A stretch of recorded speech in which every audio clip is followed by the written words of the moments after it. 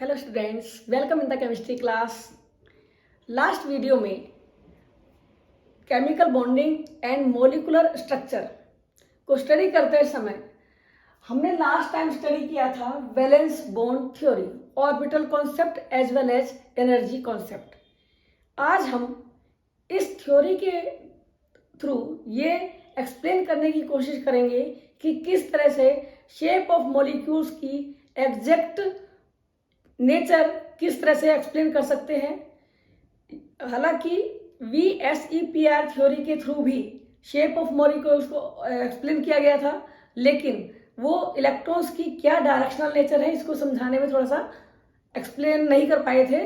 तो इस थ्योरी को आज हम दूसरे कॉन्सेप्ट के अकॉर्डिंगली वैलेंस बॉन्ड थ्योरी में ऑर्बिटल कॉन्सेप्ट के द्वारा शेप ऑफ मॉलिक्यूल्स को समझाने के लिए एक न्यू कॉन्सेप्ट को स्टडी करेंगे, that is the hybridisation concept. And उस कॉन्सेप्ट के अकॉर्डिंगली क्या है ये हाइब्रिडाइजेशन कॉन्सेप्ट और कैसे आया ये हाइब्रिडाइजेशन कॉन्सेप्ट, उसके लिए हम कुछ एग्जांपल्स लेंगे। For example beryllium 1s2 2s2, boron 1s2 2s2 2p1 and carbon 1s2 2s2 2px2 2py1 2px1 and 2py1।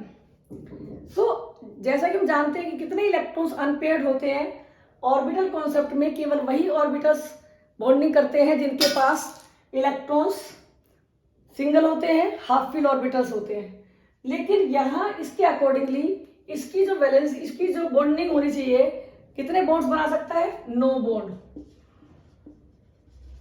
As पर दिस थ्योरी बोरोन के पास केवल एक ऑर्बिटल हाफ फील्ड है, तो ये केवल एक बॉन्ड बना सकता है, 1 बॉन्ड, और कार्बन बना सकता है केवल 2 बॉन्ड, यानी कि इसकी वैलेंसी केवल 2 होनी चाहिए कोवेलेंट बॉन्ड्स बनाते time.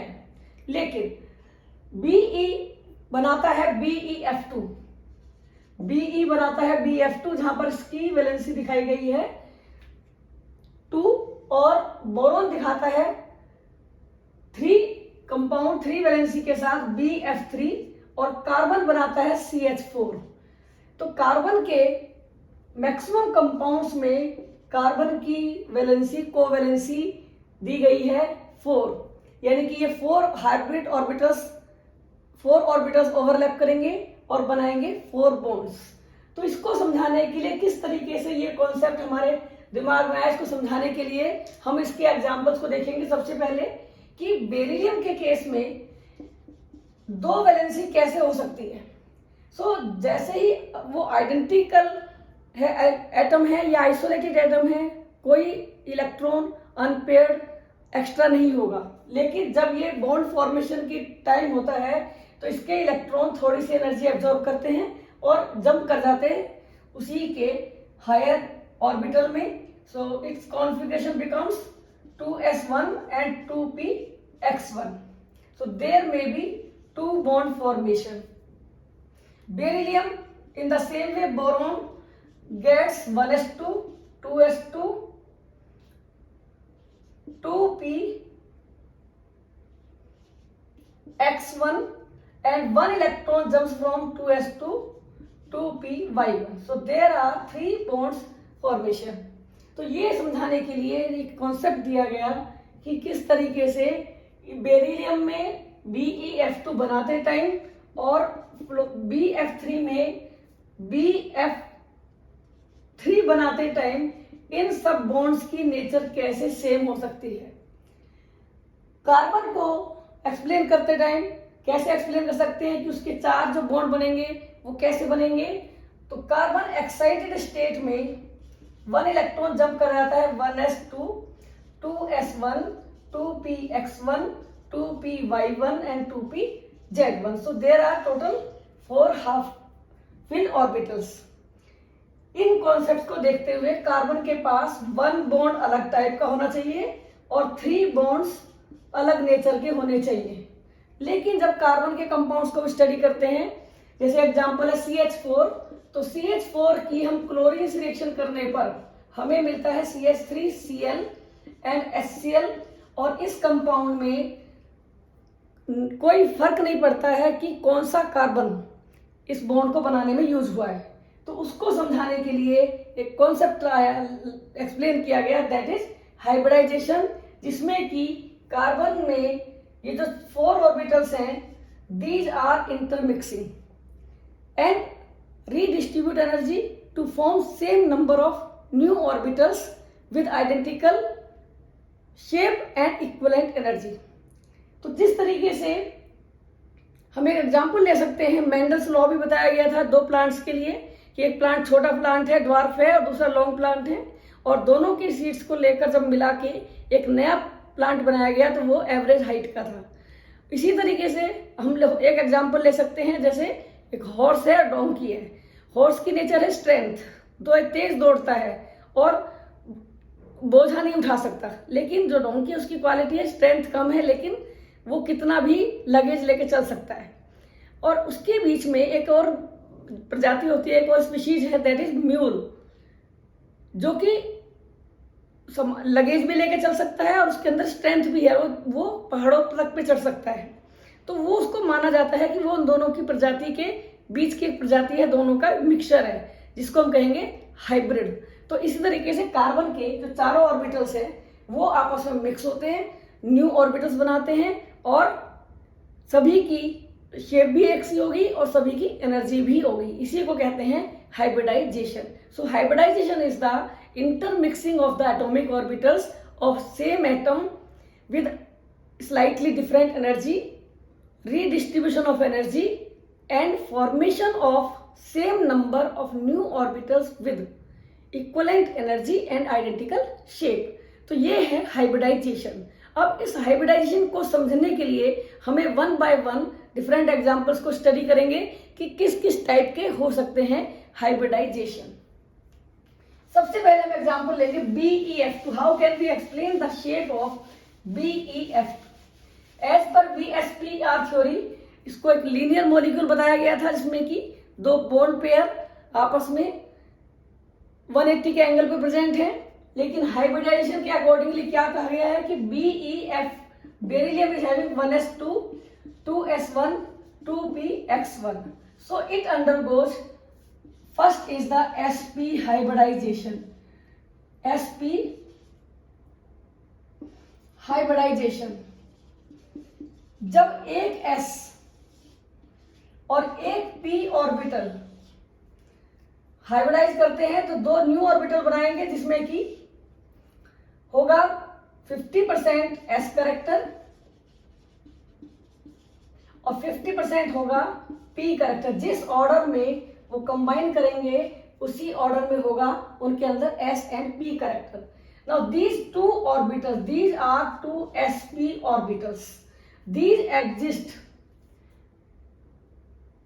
at an angle of 180 degree.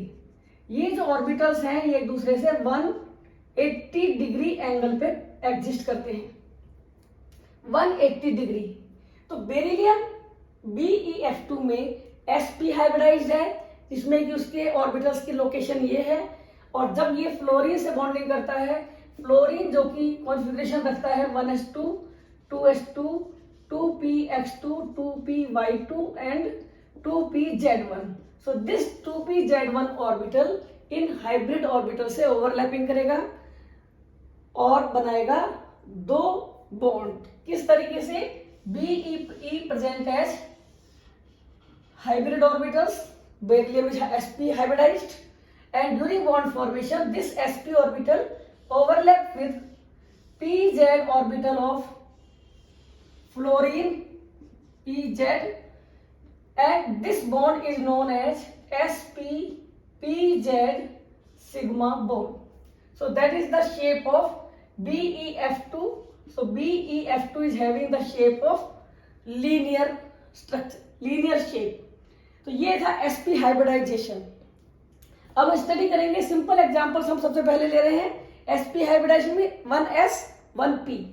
Now sp2, now second hybridization is sp2। in case of sp2, boron is the example BF3 1s plus 1px plus py. These hybridize and form 3 new orbitals जिनको हम कहेंगे sp2 orbitals. These orbitals each has 1/3 s character. तीन में से केवल एक है and 2/3 p character. अब 3 ऑर्बिटल्स हैं तो कितने एंगल पर रह सकते हैं? 1 पॉइंट पर एंगल होता है 360 डिग्री और उसको हमें 3 पार्ट्स में डिवाइड करना है, means each part of 120 degree. तो इस केस में जो 3 ऑर्बिटल्स हैं sp2 ऑर्बिटल्स हैं, 3 ऑर्बिटल्स, ये एक दूसरे के साथ एग्जिस्ट करते हैं प्लेनर शेप में एट 120 डिग्री. तो ये अरेंजमेंट होगा इन तीनों ऑर्बिटल्स का और इसको हम कहेंगे ट्राइएंगुलर प्लेनर शेप. तो ये sp2 ऑर्बिटल्स एक दूसरे के साथ हैं 120 डिग्री एंगल पर. तो ये है sp2 hybridization when 1s and 2p orbitals hybridize and form 3 new orbitals with equivalent energy and identical shape. और ये है उनका अरेंजमेंट. अब इस एग्जांपल को समझने के लिए BF3 जिसमें कि 3 बॉन्ड्स हैं, जहां पर 3 बॉन्ड्स हैं वहां पर sp2 हाइब्रिडाइजेशन होगा. इसको समझने के लिए हमें लेना पड़ेगा कि बोरॉन की कॉन्फ़िगरेशन होगी 1s1 2s1 and 2p1. So it will undergo sp2 hybridization. sp2 में और यहाँ पर है फ्लोरीन जिसमें कि pz हाफ फील्ड है. So during bond formation जो तीनों ऑर्बिटल्स हैं ये बोरोन को प्रेजेंट कर रहे हैं और इन बोरोन के और 3 ऑर्बिटल जो कि sp हाइब्रिडाइज्ड हैं, sp2 हाइब्रिडाइज्ड हैं. ईच ऑर्बिटल यहाँ पर जो दो लोब से जो बड़ा लोब है ये पॉजिटिव साइन शो किया जाएगा, छोटे लोब को नेगेटिव. और पॉजिटिव एंड का यानी मींस बड़े लोब की जो ओवरलैपिंग होगी वही पूरे ऑर्बिटल की ओवरलैपिंग मानी जाएगी. तो यहाँ पर बोरोन के पास है 3 sp2 orbitals. So bond formation के टाइम पर ये sp2 ऑर्बिटल फ्लोरीन के pz ऑर्बिटल्स के साथ एक्सियल ओवरलैपिंग करेंगे और बनाएंगे sp2pz. क्यों है sp2pz? ये ऑर्बिटल है sp2 टाइप का और ये है pz. So bond will be sp2pz sigma bond. तो ये तीनों बॉन्ड जो है आपस में किस टाइप के होंगे? sp2pz सिग्मा बॉन्ड और इनके बीच में एंगल होगा 120 degree. So shape of molecule is planar triangular और ये जो बॉन्ड इंडिकेट कर रहा है वो इस ओवरलैपिंग को शो करता है. तो इस तरह से इसका जो शेप होगी वो होगी प्लेनर ट्राइएंगुलर शेप. ये था sp2 हाइब्रिडाइजेशन. अब थर्ड टाइप का हाइब्रिडाइजेशन हो सकता है sp3. sp3 means 1s 3p orbitals are used in bond formation in hybridization. और उसके लिए हमें एग्जांपल हमारे पास है कार्बन, कंपाउंड्स ऑफ कार्बन. और कार्बन को एक्सप्लेन करने के लिए हम इसमें ले सकते हैं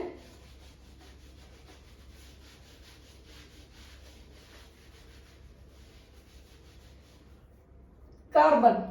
सो इन एक्साइटेड स्टेट जब बॉन्ड फॉर्मेशन की कंडीशन है तो दूसरा एटम अप्रोच करता है तो इनमें एक इलेक्ट्रॉन जंप करके 2pz में चला जाता है और बन जाते हैं 1 2 3 4. It undergoes sp3 hybridization. तो क्या है ये sp3 हाइब्रिडाइजेशन?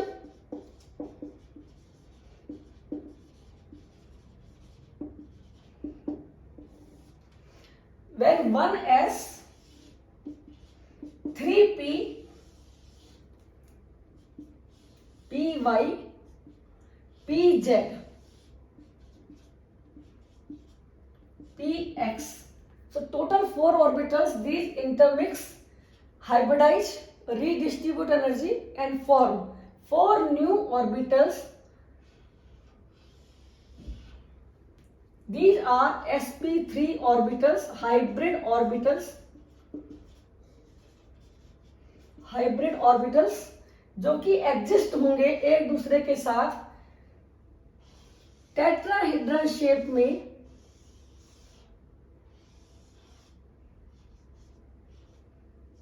इस तरीके से अगर हम इनको मिलाते हैं पॉइंट्स को तो शेप बन जाती है टेट्राहेड्रल, जो कि 3 डायमेंशनल शेप है और इनके बीच का एंगल है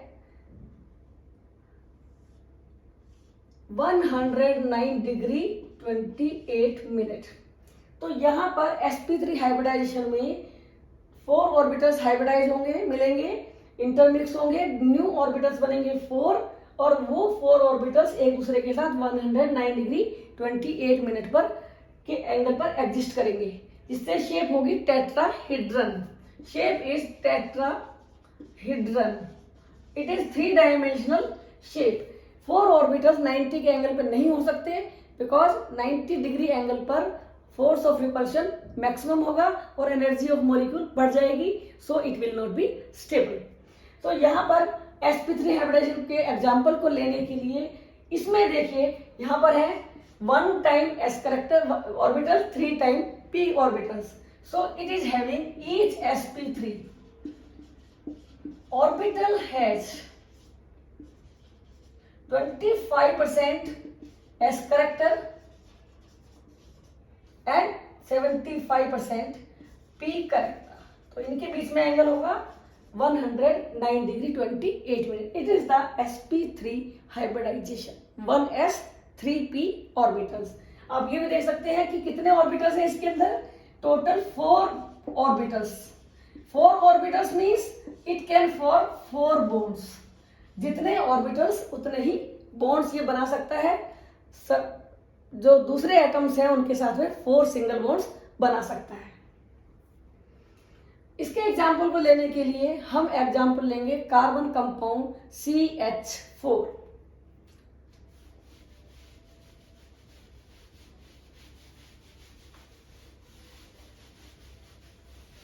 So in case of CH4 there are 4 bonds. It means 4 orbitals are used. As all the bonds are having equivalent energy, equivalent their shape, so these orbitals are having the tetrahedron arrangement. So in CH4, carbon is sp3 hybridized. sp3 means 4 orbitals use होंगे, 1s और 3p। अब ये इनका arrangement है इस तरीके से जिसमें कि हम कहते हैं tetrahedron arrangement. So in CH4 carbon is sp3 hybridized and these orbitals are arranged at angle of 109 degree 28 minutes. So during bond formation, hydrogen which is having 1s1 orbital, so these orbital will overlap with s orbital of hydrogens axially and will form sp3s sigma bond। Why sigma bond? क्योंकि inter nuclear axis बीच में use हो रही है। यहां से मिलाने वाली जो लाइन है, इनके न्यूक्लियस को मिलाने वाली लाइन, वो बीच में यूज हो रही है इंटर न्यूक्लियर एक्सिस, सो ये सिग्मा बॉन्ड कहलाएगा। तो ये है शेप ऑफ CH4। अब इसको समझाने के लिए हम ले सकते हैं एक और एग्जाम्पल जो कि है इथेन का एग्जाम्पल। और इथेन के एग्जाम्पल को लेने के लिए C2H6 हम ले सकते हैं C2H6। C2H6 में ईच कार्बन, 2 कार्बन है, दोनों कार्बन, इसकी शेप क्या होगी CH4। That is the shape of CH4। ये बॉन्ड्स की नेचर है टेट्राहेड्रन। तो यहां पर C2H6 में दोनों ही कार्बन इस टाइप से हैं, sp3 हाइब्रिडाइज्ड है। अब यहाँ पर सबसे पहले 2 कार्बन के बीच में बॉन्ड बनेगा और उसके बाद उनकी लोकेशन क्या है, उनकी सिचुएशन क्या है, उसके अकॉर्डिंग बाकी बॉन्ड्स बनेंगे। तो in ethane there are 2 carbons and each is having 3H। So to explain it we will take it as carbon is sp3 hybridized. It can be represented as, it is one sp3 orbital, one carbon, and it is second one. So first of all, one sp3 orbital of each carbon overlaps axially with each other. इसका भी एक sp3, इसका भी एक sp3, ये एक carbon है, यहाँ दूसरा कार्बन है, उसका सेंटर है, तो ये बॉन्ड कहलाएगा sp3 सिग्मा बॉन्ड। अब ये जो बाकी 3 ऑर्बिटल्स हैं जो कि इक्विवेलेंट शेप के हैं, इक्विवेलेंट एनर्जी के हैं, अब ना तो ये पैरेलल है और ना ही ये एक्सियल है, तो ऐसी कंडीशन में ये आपस में बॉन्ड नहीं बना सकते, बल्कि इसके लिए ये हाइड्रोजन के 1s ऑर्बिटल के साथ ओवरलैपिंग करेंगे एक्सियली और बनाएंगे bonds with H atom. These are hydrogens.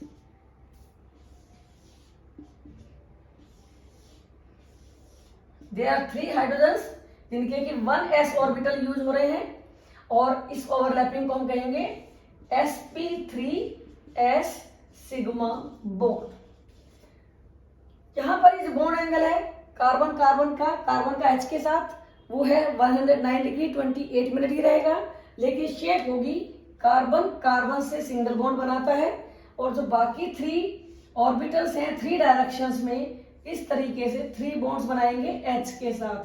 So it is the shape of CH3, that is the shape of CH3।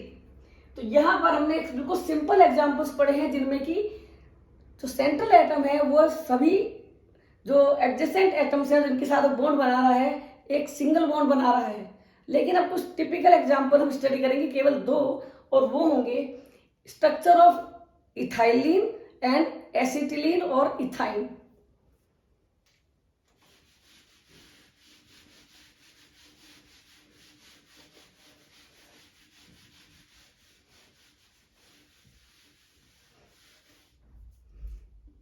Structure of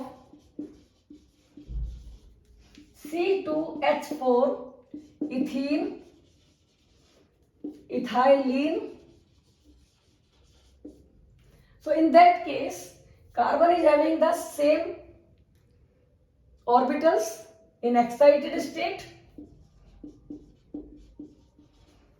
and as per this example 2 carbons are bonded with each other with 2H on each carbon, और इनके बीच की जो valency है इसको complete करने के लिए हमें कार्बन के साथ एक बनाना पड़ेगा पाई बॉन्ड।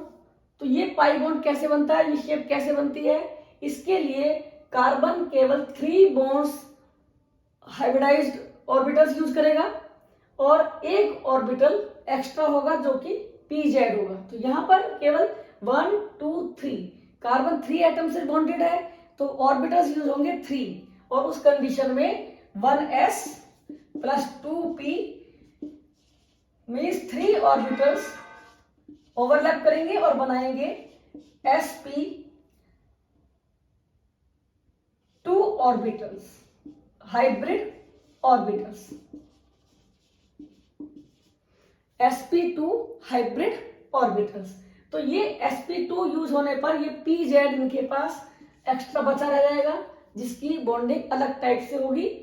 तो इसको समझाने के लिए हम लेंगे सबसे पहले कार्बन के sp2 orbitals. So each carbon, there are 2 carbons, each carbon is sp2 hybridized. sp2 means 3 orbitals are arranged at 120 degree. These are arranged at 120 degree, or 120 degree means these are located by 120 degree. So during bond formation सबसे पहले क्या होगा, carbon और carbon आपस में single bond बनाएंगे, और उसके लिए यहाँ का एक sp3 ऑर्बिटल एक sp3 ऑर्बिटल ये दोनों मिलके बनाएंगे sp2 sigma bond. These orbital जो बाकी 2 ऑर्बिटल्स हैं ये ना तो पैरेलल हैं और ना ही एक्सियल हैं, सो दिस फॉर्म ये बनाएंगे हाइड्रोजन के 1s ऑर्बिटल के साथ एक्सियल ओवरलैपिंग करेंगे और बनाएंगे sp2s sigma bond. It is sp2s sigma bond. अभी p कार्बन में हर एक कार्बन के पास each carbon is having pz unhybridised orbital. ये हाइब्रिडाइजेशन में यूज नहीं हुआ है, तो उसके लिए ये pz को माना जाएगा पैरेलल, एक दूसरे के पैरेलल, लेकिन जो हमारा ट्रायंगल है उसके परपेंडिकुलर. अब ये ऑर्बिटल्स एक दूसरे के पैरेलल हैं जो कि pz है, जो कि हाइब्रिडाइजेशन में यूज नहीं हुए हैं. तो ये ऑर्बिटल्स आपस में इनको शो किया जाएगा, ये साइड से ओवरलैप करेंगे pz से, और उसका नाम होगा pz पाई बॉन्ड. तो ये है शेप ऑफ इथाइलिन. अब इथाइलिन में जो पहला बॉन्ड है ये बना रहा है सिग्मा बॉन्ड. ये जो इलेक्ट्रॉन क्लाउड्स हैं ये ऊपर की तरफ घूमते रहेंगे या फिर नीचे की तरफ, और 2 H इसके साथ में अटैच्ड हैं. ये होगी शेप ऑफ इथाइलिन. अब ये जो 2 इलेक्ट्रॉन क्लाउड है ये एक पाई बॉन्ड को रिप्रेजेंट करेंगे और इससे बनेगा C double bond C and H. So that is the shape of sp2. सो क्या शेप होगी sp in case of ethylene? Ethylene का फॉर्मूला है C2H4.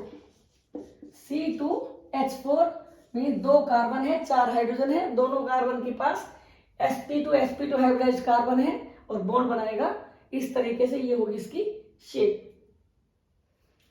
अब हम लास्ट में एग्जांपल एक और स्टडी करेंगे, वो है जिसमें कि sp हाइब्रिडाइजेशन यूज किया गया लेकिन डिफरेंट वे में, और वो है एग्जांपल C2H2